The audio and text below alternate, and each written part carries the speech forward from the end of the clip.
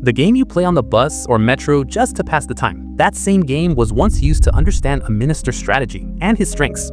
Ludo's original version was Pachisi. And no, this game wasn't always this simple when it was invented and played in ancient India. In Ludo, you use dice where randomness is limited. But in Pachisi, they used cowrie shells. Playing with cowries was much more challenging because the probability of randomness was higher.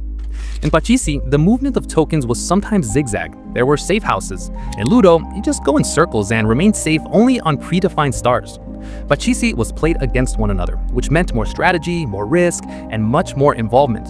Ludo also has 4 players, but everyone plays to win. In Pachisi, you had multiple tokens and some powers were assigned only to specific tokens, just like chess pieces.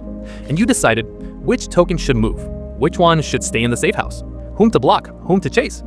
Yes, Ludo has some level of strategy, but it relies too heavily on dice. All the tokens are the same and behave like slaves. When there's less risk, the strategy is simple. Most ancient games were designed with such complexity.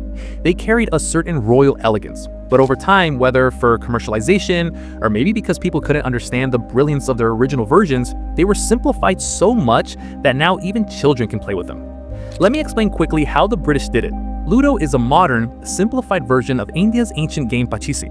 Mughal Emperor Akbar loved this game, so much so that in Fatehpur Sikri, he built a life-size Pachisi board, where the pieces were real human slaves, and Akbar would sit above, commanding them as they moved. This game was even considered a political court. The emperor would test the intellect of his ministers and guests. Then came British colonial rule. They found Pachisi too complex, so they replaced cowrie shells with dice.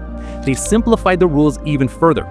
They increased the element of chance, added 4 colors, and compacted the shape of the board. That same game is what you play today.